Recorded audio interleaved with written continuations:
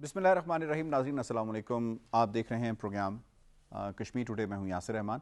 आज के प्रोग्राम में हम बात करेंगे एक पॉजिटिव बहस जो है वो चल पड़ी है, और मैं पॉजिटिव इसलिए कह रहा हूं कि कुछ लोग ऐसे जो सीनियर वॉइसेस हैं जो बहुत कम अब रह गई हैं हिंदुस्तान के अंदर, उन्होंने एक मरतबा फिर और कुछ आवाज़ें मकबूजा कश्मीर से भी हैं, उन्होंने भी एक मरतबा फिर बात की है कि ये जो मुज़ाकरात हैं, ये सिलसिला बहुत अरसा पहले रुक गया था हिंदुस्तानी फॉल्स फ्लैग की वजह से, क्योंकि उनको 2013-14 के बाद से अपनी सियासत को मुस्तहकम करने के लिए और अपने नज़रिए को आम करने के लिए इस तरह के फॉल्स फ्लैग ऑपरेशंस करने थे। यानी उसके अंदर आप 2019 का फॉल्स फ्लैग देख लें, फिर उसके बाद 2025 का जो फॉल्स फ्लैग हुआ वो देख लें, उससे पहले 2016 का जो फॉल्स फ्लैग हुआ वो देख लें।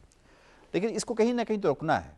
तो अब लोग भी हिंदुस्तान के अंदर जो है वो उकताहट का शिकार हो चुके हैं कि ये जो जंगो जदल की बातें आप हर वक्त करते हैं और माचोइज्म करते हैं, वो आपने 2025 में देख लिया किस तरह से आपको मार पड़ी है। तो जंग से तो ये मसला हल नहीं होना। खुद उनके रिटायर्ड एम्बेसडर्स भी ये बात कर रहे हैं, जो एक्स मिलिट्री मैन हैं वो भी ये बात कर रहे हैं, इवन जो जनरल्स हैं वो भी ये बात कर रहे हैं कि आप पाकिस्तान को जंग में नहीं हरा सकते। तो अगर जंग में नहीं हरा सकते तो उसका मतलब है फिर दूसरा ऑप्शन टेबल है, तो टेबल पे जाके बात करनी पड़ेगी आपको। तो एक इनिशिएटिव लिया गया है, कोई 100-125 लोग हैं, उन्होंने ये ख़त लिखा है, इनिशिएटिव लिया है, जिसमें मीर वाइस ने भी इसको उसका खैर मकदम किया है।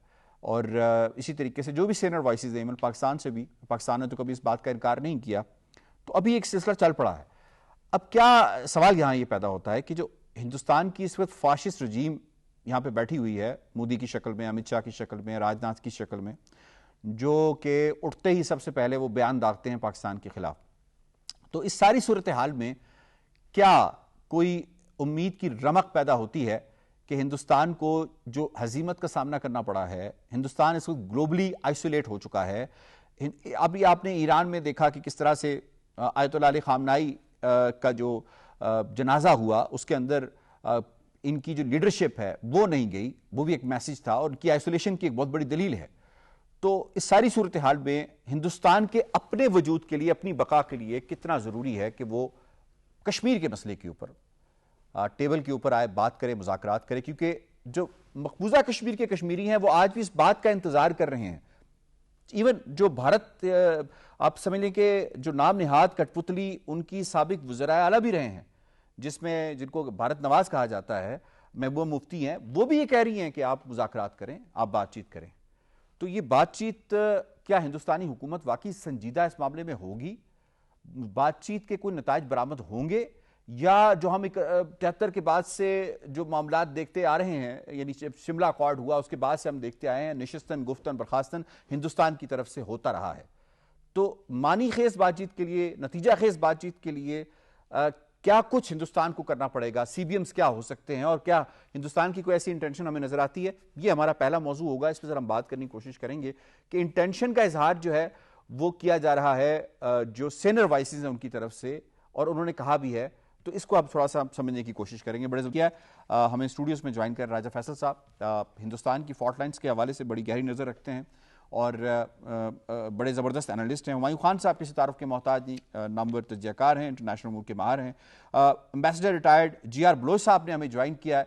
अशरों पर मुहित आपका सिफारतकारी का तजुर्बा है, और आपसे हम समझने की कोशिश करेंगे कि सिफारतकारी में कितना रूम अवेलेबल है इन सारे हालात के अंदर कि पाकिस्तान और इंडिया इस मसले के ऊपर बातचीत कर सकें। नाइला ताफकियानी साहब हमें ज्वाइन कर रही हैं, जनाब एनालिस्ट हैं, अपना प्रोग्राम भी होस्ट करती हैं। अब्दुल हमीद लोन तजज़ियाकार हैं, वो भी हमारा साथ दे रहे हैं। इससे पहले सवालों का बाकायदा आगाज़ किया जाए, आपको रिपोर्ट दिखाते हैं। जम्मू और कश्मीर आलमी सतह पर तस्लीम शुदा तनाज़ा है। हिंदुस्तान की जानिब से मकबूजा जम्मू और कश्मीर पर नाजायज कब्जे को ना तो दुनिया तस्लीम करती है और ना ही मकबूजा खित्ते के अवाम तस्लीम करते हैं। हुर्रियत रहनुमा मीर वाइज उमर फारूक ने हिंदुस्तान और पाकिस्तान पर जोर दिया है कि वो सिफारती ताल्लुकात को बहाल करें और कश्मीर समेत तमाम तस्वीर तलब तनाज़ात के हल के लिए मुज़ाकरात की मेज़ पर आएं, क्योंकि ये सिर्फ कश्मीरियों का मसला नहीं बल्कि पाकिस्तान और हिंदुस्तान में बसने वाले 2 अरब अवाम की सलामती और खित्ते में क़याम अमन का معاملہ ہے. اس وقت دونوں حکومتوں کے مابین رابطے انتہائی محدود ہیں. شہریوں کے ذریعے دونوں ملکوں کے مابین مذاکرات کی بحالی کی جو آواز اٹھائی جا رہی ہے وہ اس کے حامی ہیں. میر وائز عمر فاروق کا کہنا تھا کہ مذاکرات ہوں گے تو جموں و کشمیر سمیت تمام معاملات کو بامانی مذاکرات سے حل کیا جا سکتا ہے. پاکستان امن کا دائی، ہمسایوں سے اچھے تعلقات کا خواہاں اور خطے میں قیام امن و سلامتی کا علمبردار ہے. کشمیر پاکستان کی شہرگ ہے. دونوں ایٹمی ممالک کے مابین تناؤ اور دوریوں کی اصل وجہ بھی یہی مسئلہ ہے جس پر پاکستان کبھی سمجھوتا نہیں کرے گا. تاریخ گواہ ہے کہ پاکستان نے ہمسایہ ملک کے ساتھ مسئلہ کشمیر سمیت تمام معاملات پر بات چیت کی کوشش کی، لیکن ہندوستان نے پاکستان کے ساتھ بات چیت سے ہمیشہ فرار اختیار کیا. پاکستان کا ماننا ہے کہ مسئلہ کشمیر کا حل صرف حق خود ارادیت ہے جو سب سے بڑے عالمی فورم نے کشمیریوں کو دے رکھا ہے. پاکستان یہی چاہتا ہے کہ کشمیر سمیت تمام تصفیہ طلب معاملات حل ہوں. پاکستان نے دنیا کی خطرناک امریکہ ایران جنگ کو رکوا کر ثابت کیا ہے کہ وہ تنازعات کا حل سفارتکاری سے حل کرنے اور دنیا میں قیام امن کا خواہاں ہے. رپورٹ آپ نے ملاحظہ کی. ایکسیلنسی، سب سے پہلے میں آپ کو اس میں شامل کروں گا. یہ فرمائی گا ایک انیشیٹو لیا گیا ہے سینئر وائسز کی طرف سے. یہ ہمیں کیا بتاتا ہے کہ کس قدر اب لوگ اکتاہٹ کا شکار ہیں ہندوستان کے اندر بھی کہ بس کرو، یہ تمہارا نیریٹو کب تک تم یہ جھوٹ بیچتے رہو گے. تمہیں مار بھی پڑ گئی ہے پاکستان سے بہت زیادہ، اور پاکستان کا جو قد کاٹ ہے ملٹریلی ڈپلومیٹکلی وہ بھی دنیا میں بہت بڑھ چکا ہے. تو یہ جو انیشیٹو لیا گیا ہے، سب سے پہلے تو ہمارے ناظرین کو سمجھائیے کہ آپ اس کو کس طرح سے دیکھتے ہیں، کتنا امپورٹنٹ ہے، اس کی ٹائمنگ کتنی امپورٹنٹ ہے. اور میر وائز کا یہ کہنا ہے کہ جب ایران اور امریکہ جو کچھ عرصہ پہلے ایک دوسرے کی جان کے دشمن تھے، آج ایک میز پر بیٹھ کے 40 سال کے بعد بیٹھ کر بات کر سکتے ہیں، تو وائی ناٹ پاکستان اور انڈیا. جی بسم اللہ الرحمن الرحیم. بالکل درست فرمایا. یہ جو آپ کے آخری جملے تھے that sums up the entire intention. لیکن I think it will be good and I owe to the audience کہ سب حقیقت بتانی چاہیے کہ یہ پروسیس شروع کس طرح سے، کم از کم جس طرح میں نے دیکھا ہے دور سے، کہ یہ سب سے پہلے جو RSS کے سیکرٹری جنرل ہے وہ گئے تھے امریکہ. موسٹ لائکلی ایک اسپانسرڈ وزٹ تھا. وہاں اس نے پوچھا کہ بھئی ہم کیا کر سکتے ہیں کہ ہمیں دوبارہ آپ کا آشیرواد حاصل ہو جائے اور پھر دنیا میں ہم ریلیونٹ ہو جائیں، کیونکہ انڈیا اس وقت کمپلیٹلی ڈپلومیٹک آئسولیشن میں ہے. تو ان کو یہی ایڈوائز کیا گیا بھائی کہ سب سے پہلے اپنا تم نیبرہڈ تو ٹھیک کرو اور پاکستان کے ساتھ اپنے تعلقات ٹھیک کرو، تو پھر ہی ہم آپ سے بات چیت کی بات بھی کر سکتے ہیں اور دنیا میں پھر آپ کوشش کر سکتے ہو کہ تھوڑے ریلیونٹ بن جاؤ، جس طرح اب آپ اپنے آپ کو تم نے آئسولیٹ کر لیا ہے. تو یہ میں نہیں کہہ رہا، یہ ایکچولی بڑے جو ہم دیکھتے ہیں سنتے بھی ہیں اس کو، جو ہے پروین سوانی جو ہے ایکس کرنل ہیں انڈین آرمی کے، انہوں نے جی ہاں انڈین انالسٹ جو ہے انہوں نے فورس میگزین وثوق سے جی ہاں بڑے وثوق سے کہا کہ یہ بڑا، مطلب میں وہ کسی سورسز سے کہہ رہا تھا کہ یہ اس کے بعد آ کے اس نے دیا. اس کے بعد ایک مومنٹم چلا، پھر ہم نے دیکھا کچھ سینئر لوگ جو ہیں، جنرلز ہیں، کچھ ڈپلومیٹس ہیں، کچھ گورنمنٹ آفیشلز ہیں، انہوں نے ایک خط لکھا مل کے دونوں طرف کے پرائم منسٹر کو کہ ہم بات چیت کرنے کو تیار. اچھا میں یہاں پہ سٹاپ کرتا ہوں جو دا بیک گراؤنڈ. اب میں بتا رہا ہوں کہ انڈیا جیسی ہٹ درم حکومتیں کب بات کرنے کے لیے تیار ہوتی ہیں. That is very important. جی وہ تب تیار ہوتی ہیں جب وہ دیکھتی ہیں کہ ان کی ایروگنس، ان کا جھوٹ، ان کا جھوٹ کا پلندہ، ان کا جھوٹا narrative has been exposed, almost exposed. اور جس طرح آپ نے بھی کہا ان کے عوام بھی اب سمجھ گئے، اور اس سے زیادہ دنیا کے سینٹرز آف پاور سمجھ گئے کہ یہ پورا جھوٹا تھا. اس لیے دنیا نے کوئی ان کو جو ہے آہستہ، آپ دیکھ لیجئے کہ امریکہ ہٹ گیا، اس کے بعد تقریباً پوری دنیا جو ہے وہ ہٹ گئی، لیکن جو ان کو ہاتھ آتا ہے اس کے ساتھ وہ ضرور ہاتھ کر جاتے ہیں. تو میں ان کی سنسیریٹی کو ٹرسٹ نہیں کرتا. دیٹس اے پرابلم کہ آج جب وہ بات کر رہے ہیں کہ ہم بات کرنے کو تیار ہیں، لیکن ساتھ ہی کل وہ جاپان کے پرائم منسٹر آئی ہیں دہلی، اور پاکستان کے خلاف انتہائی، مجھے لفظ غلیظی کہنا پڑتا ہے، زبان استعمال کی گئی ہے اس اسٹیٹمنٹ کے اندر، اور بالکل ایک لحاظ سے انفاؤنڈڈ، کمپلیٹلی انفاؤنڈڈ کہ پاکستان ٹیررزم میں ہے.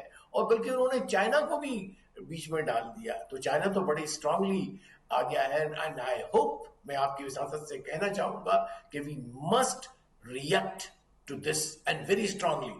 اچھا بیسر صاحب یہ بتائیں کہ پاپولر جو آپ کا جی انالیسس ہمیں سمجھ آیا ہے اس کے مطابق تو یہ لگتا ہے کہ یہ ایک اچھی انٹینشن ان کی عوام کی جانب سے، سینر وائسز کی جانب سے، انٹیلیجنشیا کی جانب سے، اور وہ لوگ جو کہ نوشتہ دیوار پڑھ رہے ہیں ان کی جانب سے تو ہو سکتی ہے، لیکن جو فاشسٹ رجیم ہے جی جی اس کی اپنی سروائیول اس میں ہے کہ وہ پاکستان کارڈ کھیلتی رہے، ادروائز وہ اس کو اپنا سیاسی سروائیول انڈیا کے اندر آگے ہوتا ہوا نظر نہیں آ رہا.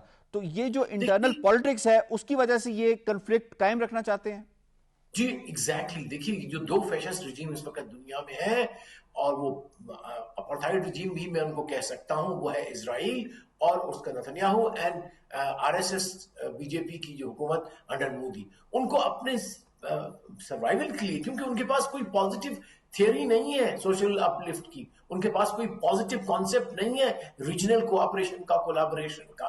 آپ یہ دیکھیے کہ اسرائیل بھی اپنے پورے علاقے میں، اپنے ریجن میں اکیلا ہے، اسی طرح سے انڈیا کو بھی مودی نے اکیلا کھڑا کیا ہوا ہے.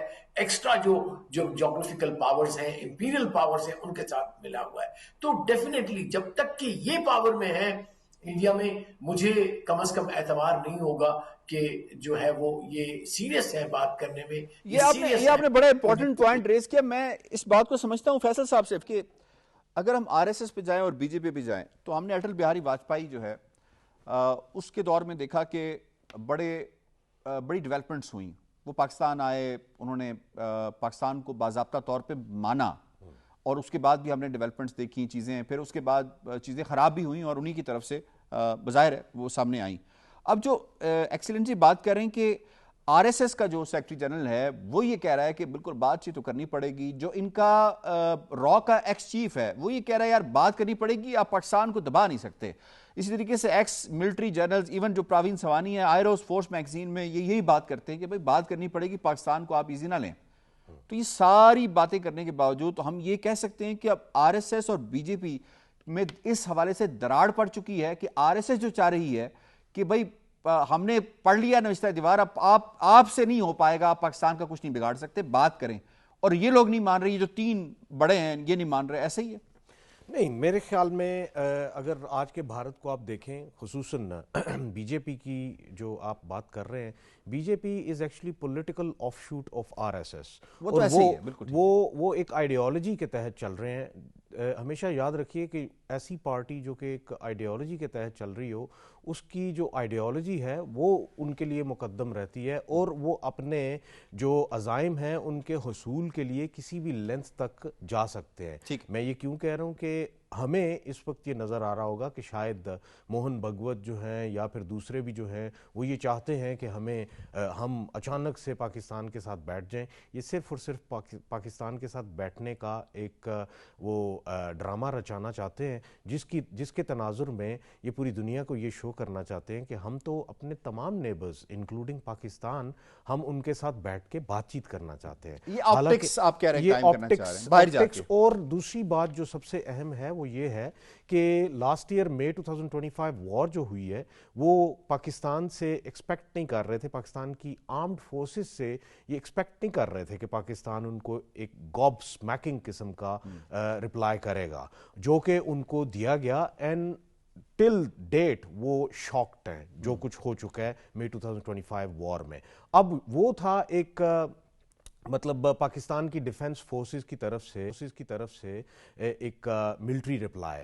اس کے فوراً بعد ہمیں یہ پتا ہے کہ مئی 2025 آنورڈز پاکستان کی جو ڈپلومیسی کی اپلیکیشن ہے، it has entirely changed. It is considered as military diplomacy. Pakistan نے جو ملٹری ڈپلومیسی اپلائی کی، اس تناظر میں پاکستان آج جہاں کھڑا ہے وہاں انڈیا جو ہے وہ بہت دور رہ گیا ہے، بہت نیچے رہ گیا ہے. اور اس تناظر میں فیصل یہ سمجھائے مجھے، یہ سمجھائے، بالکل آپ نے پوائنٹ آپ کا آ گیا. یہ سمجھائیے کہ آپ یہ سمجھتے ہیں کہ آر ایس ایس اور بی جے پی اس وقت ایک ہی پیج کے اوپر ہیں، ان کوئی اس معاملے میں کوئی اختلاف نہیں ہے پاکستان کو لے کر کہ مذاکرات ہونے چاہیے، ٹیبل ٹاک ہونی چاہیے، بلکہ وہ یہ کہہ رہے ہیں کہ جو ماچو مین کا وہ 56 انچ کی چھاتی والا ایک جو نیریٹو ان کا ہے اسی کو لے کے آگے چلنا ہے، اسی کے ساتھ ہم نے اپنے آپ کو باندھ کے رکھنا ہے تاکہ ہمیں انٹرنلی فائدہ اس کا ہو سکے. آپ یہ کہہ رہے ہیں؟ بالکل یہی کہہ رہا ہوں, اور میرے خیال میں ہندتوا آئیڈیالوجی اور زائنزم یہ دونوں اکٹھے مل کے, اور میرے خیال میں ہندتوا آئیڈیالوجی جو کچھ بھی کر رہی ہے وہ زائنسٹ کے مشورے کے ساتھ کر رہی ہے, ان کے ساتھ وہ ملے ہوئے ہیں, اور یہ ان کے مشورے پہ ہی یہ پاکستان کی طرف یہ گڈی گڈی ہونے کی یہ کوشش کی جا رہی ہے. لیکن اوور آل اس کا کوئی بھی مجھے کوئی سرا آگے بڑھتا ہوا نظر نہیں آتا. ٹائم بائی کریں گے, ٹائم گین کریں گے. ہاں اگر تو یہ کہتے ہیں کہ ہم بیٹھنے کو تیار ہیں, ہم بیٹھنا چاہتے ہیں, تو میں پھر سے یہی کہوں گا کہ جو ایبروگیشن آف 370 اینڈ 35A تھی پہلے اس کو ریورس کروائیں.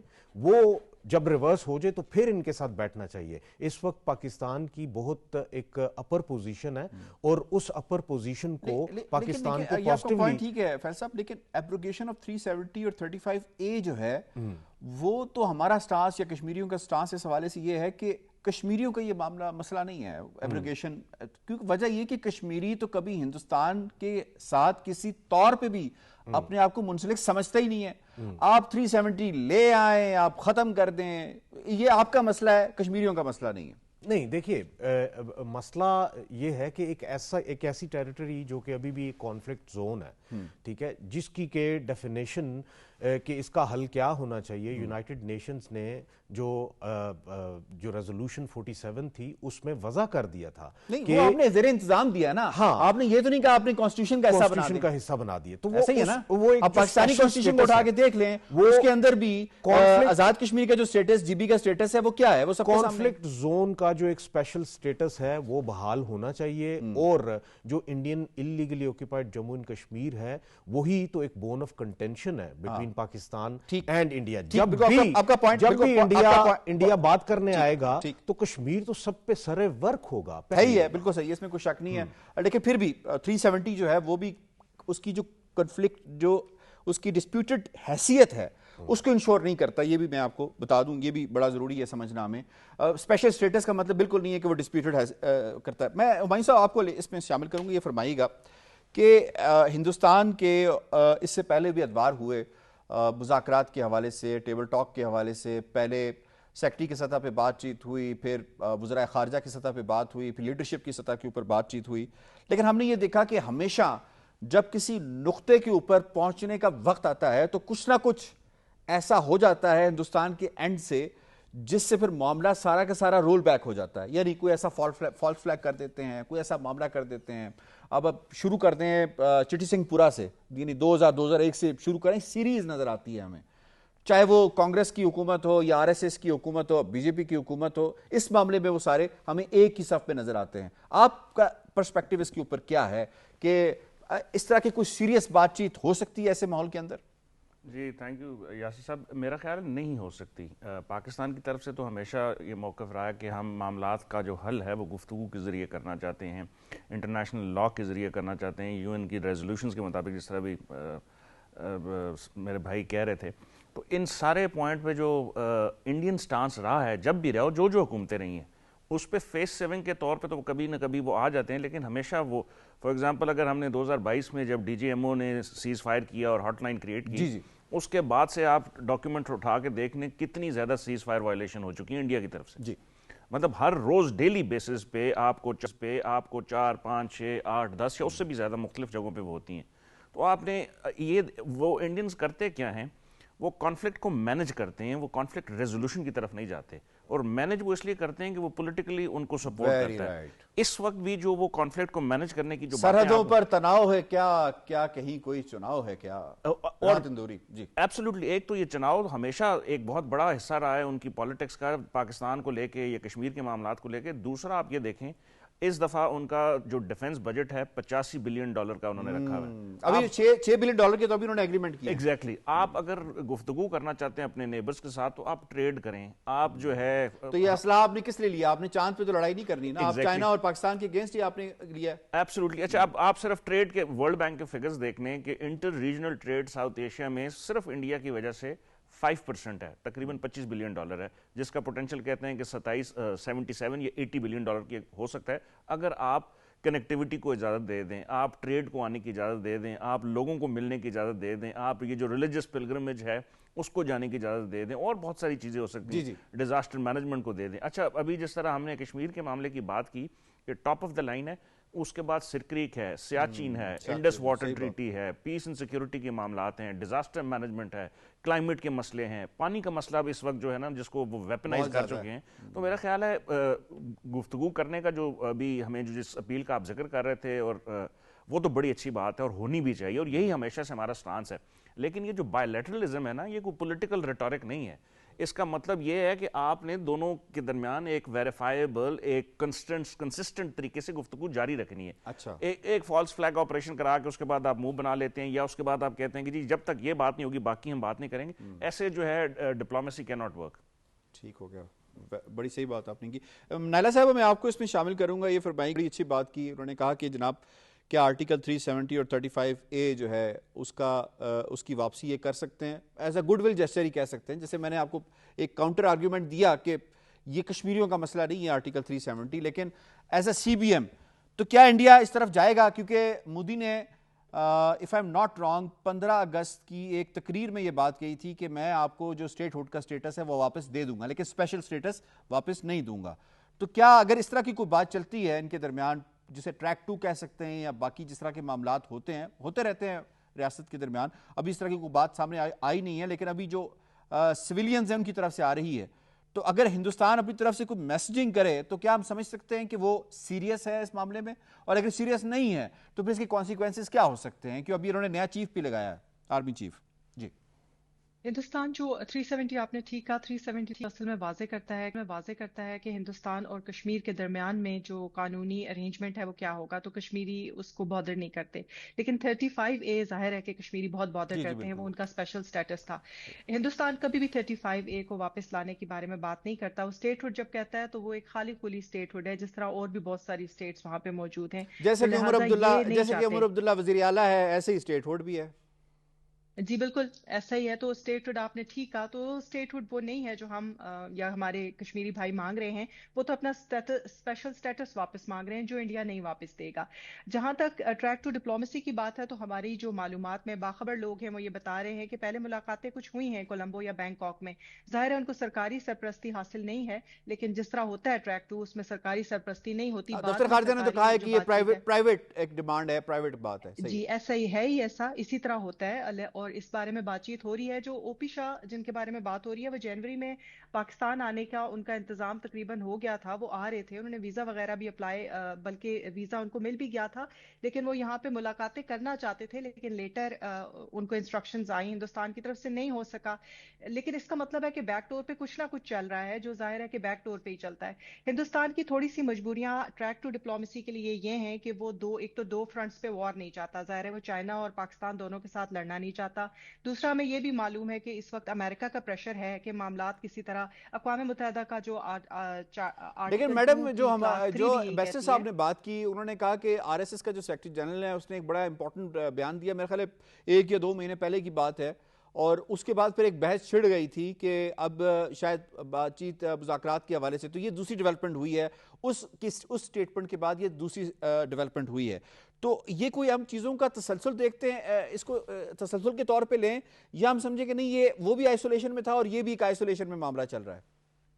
ایسا ہی ہے. یہ جو میں یہی ایمبیسڈر صاحب کی بات کو سیکنڈ کروں گی. ہندوستان اس وقت کرائسس مینجمنٹ چاہتا ہے. جو بیسک بات وہ یہ ہے کہ دونوں ممالک جو ہیں ان کے پاس نیوکلیئرز ہیں, ظاہر موجود ہیں ویپنز, لہٰذا ان کے درمیان میں ایک جو بالکل ہی منیمم ہو گیا ہے وہ بات چیت تو ہونی چاہیے. دونوں ممالک میں اس وقت کوئی سفارتی تعلقات نہیں ہیں, بلکہ وہ جو ایک ریڈ لائن ہاٹ لائن ہوتی ہے وہ ہاٹ لائن بھی موجود نہیں ہے. تو یہ ویسٹ کا پرابلم ہے. ویسٹ چاہتا ہے کہ کم از کم اتنا ہو جائے کہ دونوں ممالک کے درمیان وہ جو ہاٹ لائن ہے وہ دوبارہ سے آ جائے, جو DGM کا آپس میں رابطہ ہوا کرتا تھا, ایٹ لیسٹ وہ ہو جائے. تو اس حد تک تو ٹھیک ہے.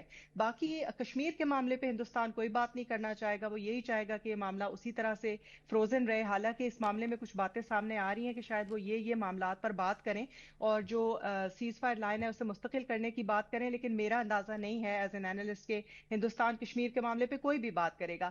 واٹرز ٹریٹی کے بارے میں وہ ضرور بات کرنے کی کوشش کرے گا, لیکن وہ اصل میں ٹائم بائنگ کے لیے ہوگا, جو دکھائی دیتا ہے تو وہ بھی یہ ہے. پھر ہمیں واٹر ٹریٹی پہ تو جیسے ہی انہوں نے کوئی عمل کیا تو پھر اس کا ریئیکشن تو ہم بتا چکے ہیں, ہماری لائف لائن ہے, تم کرو گے اب اڑا کے رکھ دیں گے اس کو.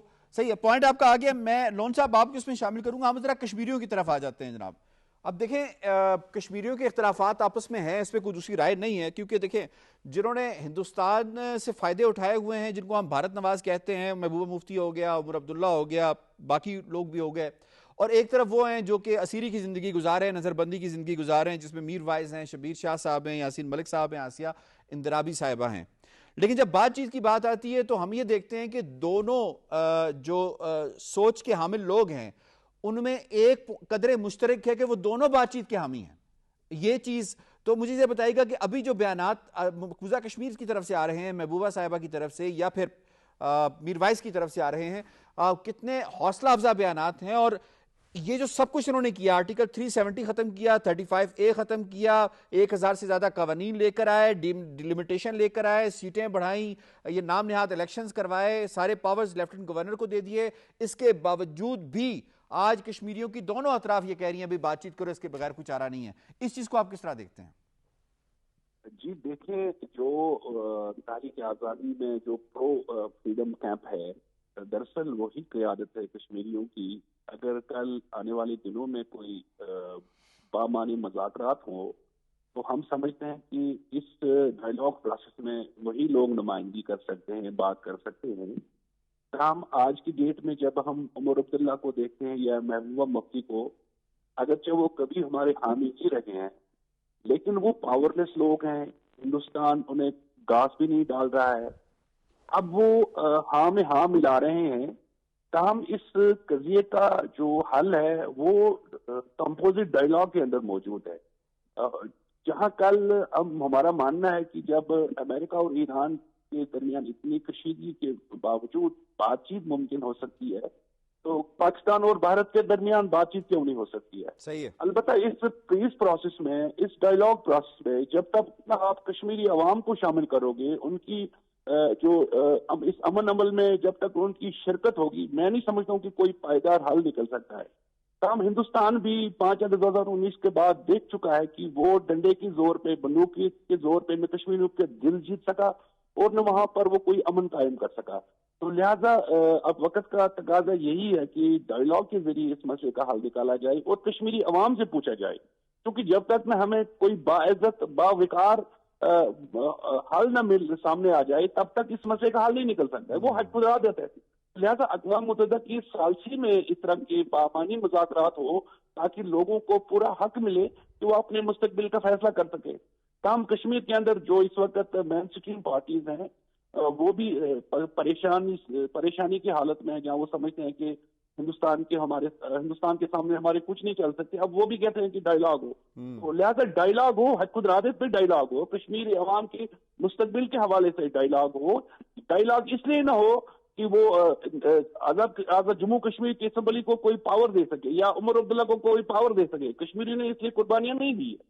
6 لاکھ سے زیادہ لوگ اگر قربان ہوئے ہیں، جانے ہم نے قربان کی ہے، وہ اپنے حق خدادت کے لیے کی ہے. تو لہٰذا ڈائیلاگ پروسیس لازمی ہونا چاہیے اور اس میں کشمیری قیادت، وہ پرو فریڈم کیمپ ہے جو جیلوں کے اندر ہے یا جو کشمیر کاز کی جو نمائندگی کر رہے ہیں دنیا بھر میں، وہ شامل ہو، تب جا کے اس مسئلے کا پائیدار اور پورا حل نکل سکتا ہے. ٹھیک، آپ کا پوائنٹ آ گیا. فیصل صاحب ذرا یہ فرمائیے گا کہ ہم بات کر رہے ہیں مذاکرات کے حوالے سے. ہم نے یہ دیکھا کہ یہ جو آرم ٹوئسٹنگ والا معاملہ جو چل رہا ہے، امریکہ نے جس طرح سے ٹیرفز لگائے اور اس کی جو ہپوکریسی ہے انڈیا کی، اس کو اس نے ایکسپوز کیا کہ اس طرح نہیں ہو سکتا کہ تم وکٹ کی دونوں طرف کھیلو، یعنی رشیا کے ساتھ بھی آئل لو اور ہم سے بھی تم تجارتی فائدے اٹھاؤ. تو کس حد تک امریکہ اس وقت کردار ادا کر سکتا ہے؟ پریزیڈنٹ ڈونلڈ ٹرمپ جنہوں نے کافی حد تک مودی کو کٹ ٹو سائز کر دیا ہے، وہ 56 انچ میں سے 5 غائب ہو گیا، اب صرف 6 انچ ہی رہ گیا ہے اس کا.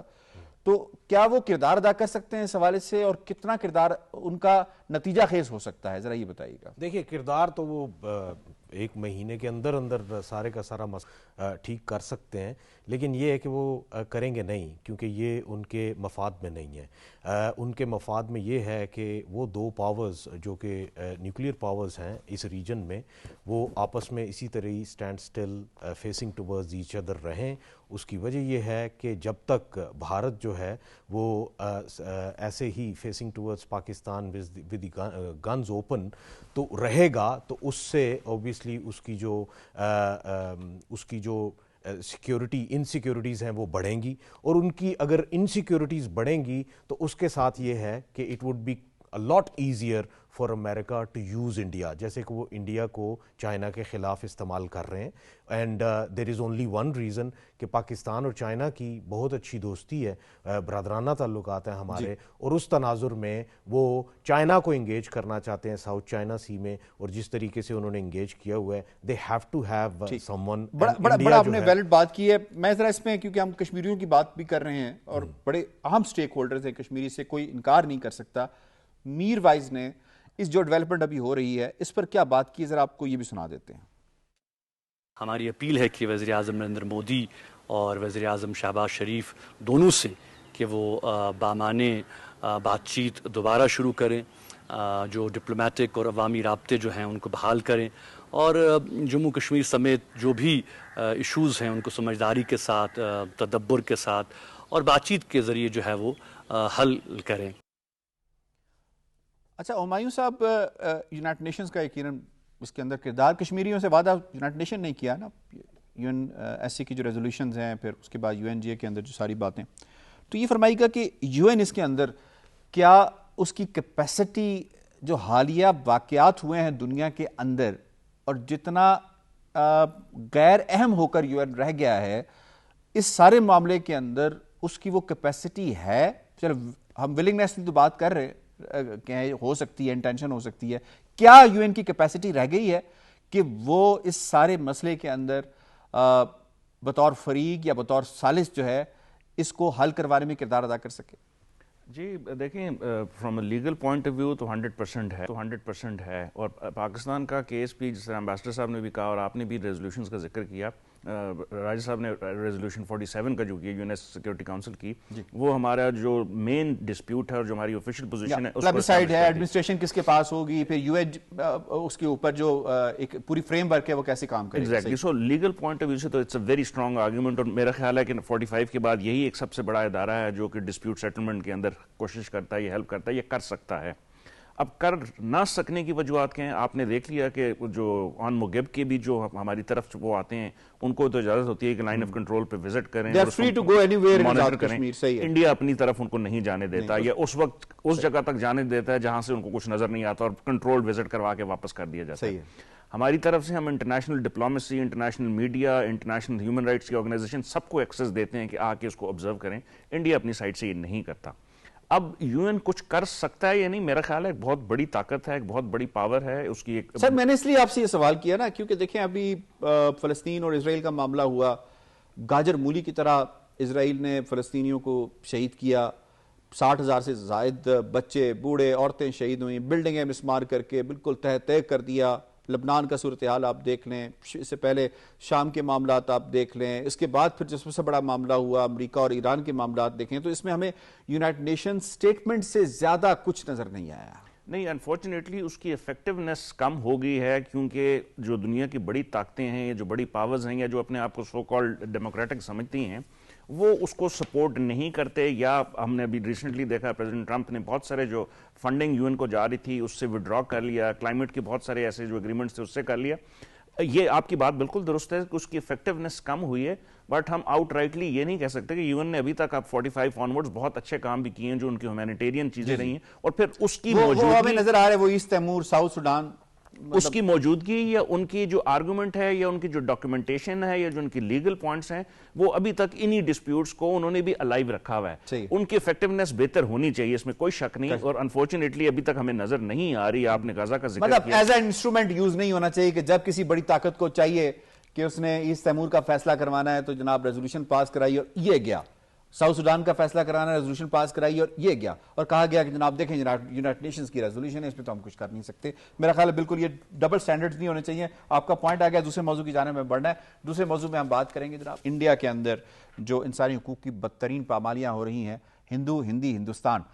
انڈیا اس وقت بھرپور طریقے سے اسی پر کاربند ہے. کہیں سے ووٹر لسٹوں کے نام پہ مسلمانوں کو نکالا جا رہا ہے, کہیں سے سی اے کے قانون پاس کروا کے یہ کہا جا رہا ہے کہ باپ دادا پردادا کا نام لے کر آؤ, اگر وہ یہاں پہ نہیں آئے تو تمہارا اس سے کوئی تعلق نہیں بنتا. اسی طریقے سے کہیں پہ کرسچنس کو ہم دیکھ رہے ہیں منی پور کے اندر جس طرح سے ہو رہا ہے, ان کے برہنہ جو ہے واکس کروائے جاتے ہیں, ان کے چرچز کو جلایا جاتا ہے. گجرات کے اندر پتہ نہیں کتنی مساجد اس وقت تک جو ہے وہ مسمار کر چکے ہیں, اسے نظر آتش کر چکے ہیں. دلی کے اندر جو فسادات ہوئے اس میں بھی اگر جسے کہتے ہیں کہ حملہ ہوا تو مساجد کے اوپر ہی ہوا. یو پی کے اندر آپ دیکھیں تو بلڈوزر مافیا جو اس وقت یوگی آدتیہ ناتھ کی شکل میں آ رہا ہے, تو گھر گرتے ہیں, مسلمانوں کے گرتے ہیں, مساجد مسمار ہوتی ہیں, مسلمانوں کی ہوتی ہیں, سڑک کے اوپر مسلمانوں کو نماز پڑھنے نہیں دی جاتی, جبکہ خود ان کے لوگ امرناتھ یاترا مہینوں سڑکیں جو ہیں وہ بند رہتی ہیں مقبوضہ کشمیر کے اندر. تو یہ جو صورتحال چل رہی ہے, انسانی حقوق کی پامالیاں ہو رہی ہیں. ڈاکٹر سٹینٹن گریگری جو کہ جینوسائیڈ واچ کے سربراہ ہیں, انہوں نے کچھ عرصہ پہلے 10 پوائنٹس کے حوالے سے بات کی تھی اور ہندوستان کے علاقوں کے حوالے سے, آسام کے حوالے سے انہوں نے ذکر کیا تھا. تو ابھی جو صورتحال اس وقت چل رہی ہے, جتنی گمبھیر صورتحال ہے, اس پر ذرا بات کریں گے. پہلے یہ شارٹ دیکھ لیں.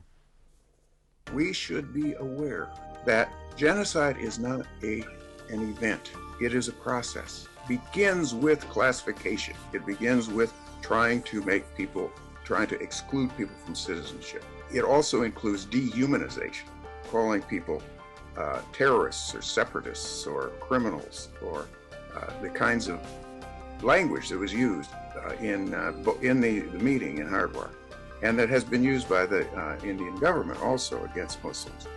It is polarization, which includes this anti-Muslim hatred, and it is the kind of preparation that we are seeing right now, where this dehumanization is being preached. جی, آپ نے یہ ڈاکٹر سٹینٹن گریگری کے حوالے سے خود ان کا بیان سن لیا. میں اس میں نائلہ صاحبہ آپ کو شامل کروں گا. یہ فرمائیے گا کہ 1994 میں گولڈن ٹیمپل کو گرایا جاتا ہے, یعنی آپریشن بلو سٹار کے بعد ہم دیکھتے ہیں کہ سکھوں کا جینوسائیڈ ہوتا ہے. ہزاروں نہیں لاکھوں سکھ جو ہے وہ پنجاب کی دھرتی کو چھوڑ کر چلے جاتے ہیں اور دنیا کے مختلف علاقوں میں جا کے ریفیوج لیتے ہیں.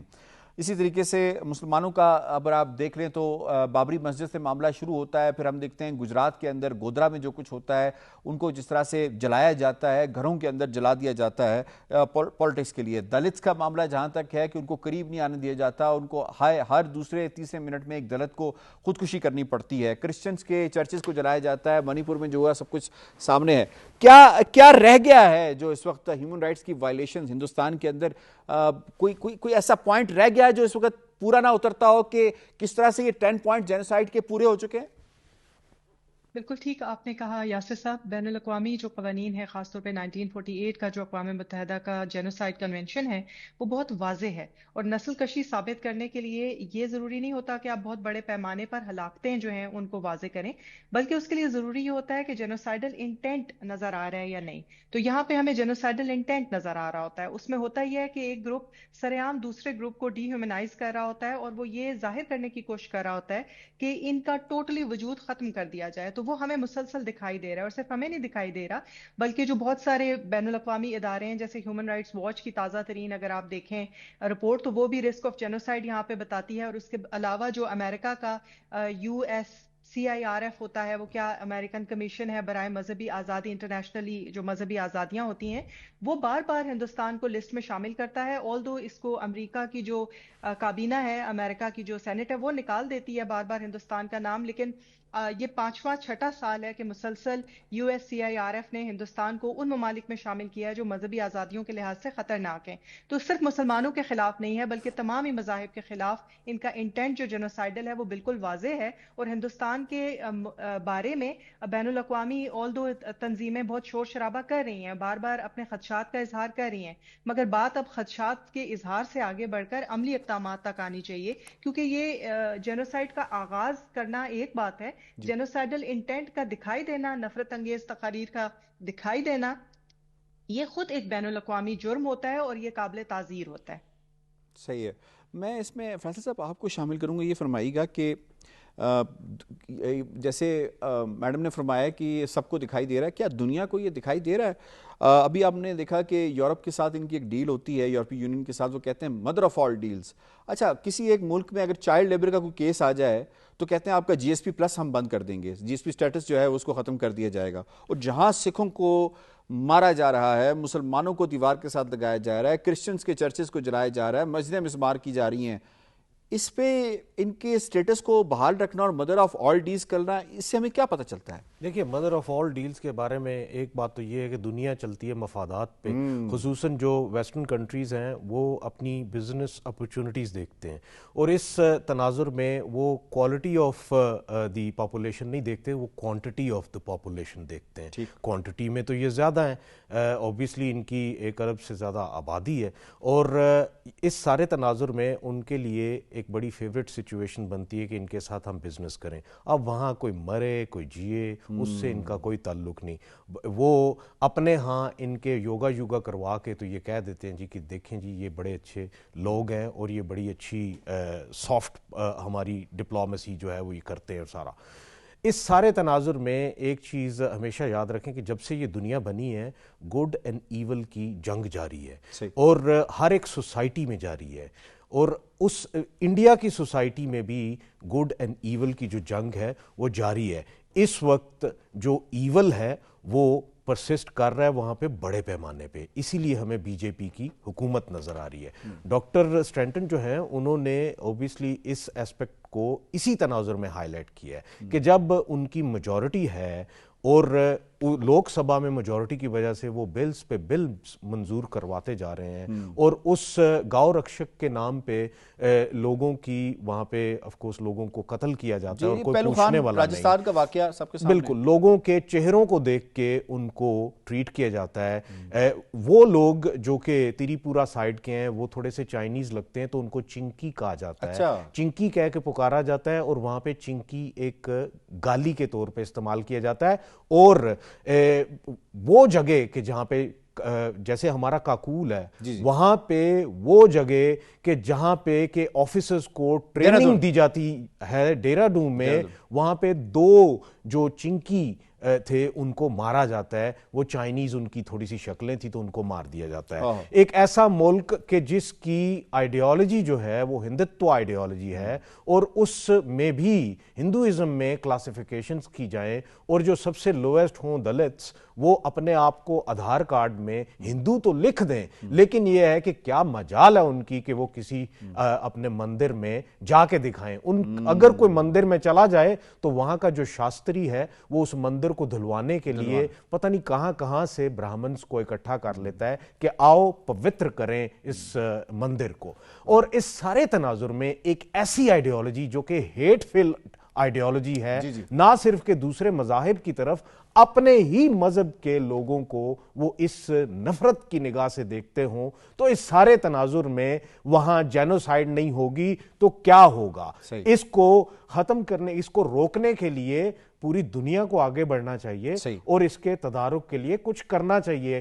اس سے پہلے بھی انہوں نے اوبیسلی روانڈا کی جو ہے وہ پریڈکشن کی تھی 90s میں, اور وہ سچ ثابت ہوئی تھی. اور اب انہوں نے یہ جو پریڈکشن کی ہے اس سے پہلے کہ یہ سچ ہو جائے ان کو کچھ کرنا چاہیے. سچ ہو جائے, صحیح ہے. میں ہمایوں صاحب آپ کی طرف آؤں گا. US کو ان کو بین لسٹ پہ نہیں ڈال دینا چاہیے کہ بھائی تم اپنی ہیومن رائٹس کی حالتیں دیکھو اور اس کے بعد تم بات کرتے ہو. دوسرے یہ بتائیں کہ یہ جو کر رہے ہیں اس کے نتیجے میں تو بیلکنائزیشن ہوگی. انڈیا تو پھر یہ جو 80-90 سال ہی اکٹھا رہ سکا ایک علاقے کے طور پہ, باقی تو یہ بالکل اس کے بقیے اکھڑ جائیں گے, بالکل یہ پاش ہو جائے گا. ایسے ہی ہے جی بالکل. اور اس کی جو ابھی آپ نے سوال پہلا کیا, جو ابھی نائلہ صاحب ابھی کہہ رہی تھیں, United nation commission on international religious freedom ہے سر, اس نے 2025 میں بھی کہا کہ اس کنٹری آف پرٹیکولر انٹرسٹ اس کے اندر اس کو ڈالیں, جس کا مطلب ہے کہ اس کے اوپر سینکشنز لگائیں آبویسلی. اور اس دفعہ 2026 کی جو رپورٹ ہے اس میں بھی یہی ڈالا گیا. آپ کی ایک اور اس کی وہ ہے کہ یہ پرٹیکولرلی پچھلے 25 سالوں میں اگر ہم اسپیشلی دیکھیں, جب پرائم منسٹر مودی جو اس وقت CM تھے گجرات کے 2001 میں, تو جو سب سے بڑا جو پہلا 2002 میں نہیں, وہ CM 2001 میں بنے, میں نے کہا تو پہلا ایونٹ 2002 میں ان کی چیف منسٹرشپ میں ہوا. اس میں کوئی 270 سے لے کے 300 کے قریب جو مسجدیں اور درگاہیں ان کو تباہ کیا گیا, ان کو شہید کیا گیا. دوسرا جو پوائنٹ ہے وہ یہ ہے کہ اس کے بعد کنٹینیوسلی اڑیسہ میں ہوا, اس کے بعد دلی میں ہوا, اس کے بعد منی پور میں ہوا, بے تحاشا ایگزامپلز ہیں, اور وہ ان کی تعداد ہزاروں میں اب چلی جاتی ہے. ڈاکٹر اسٹینٹن جس طرح کہہ رہے تھے, انہوں نے یہ 2022 میں پریڈکشن کر دی تھی کہ اس کی طرف یہ جا رہے ہیں.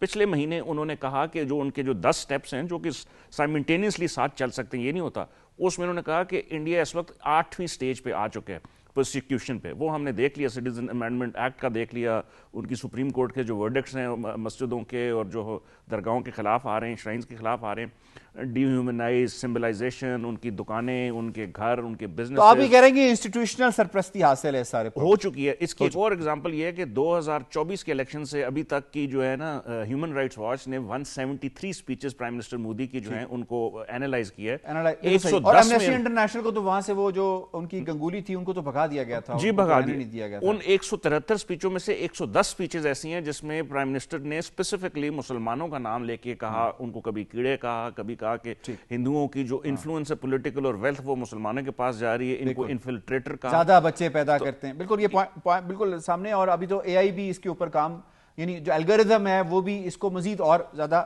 بڑھا رہا ہے.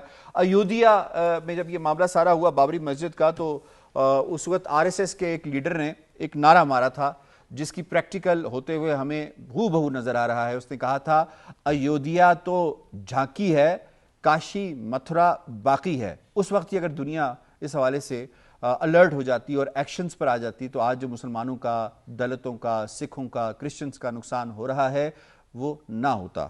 اپنے تمام معزز مہمانوں کا شکریہ ادا کرتے ہوئے آج کے پروگرام سے اتنا ہی. پروگرام کشمیر ٹوڈے سے یاسر رحمان کو دیجیے اجازت. اللہ نگہبان.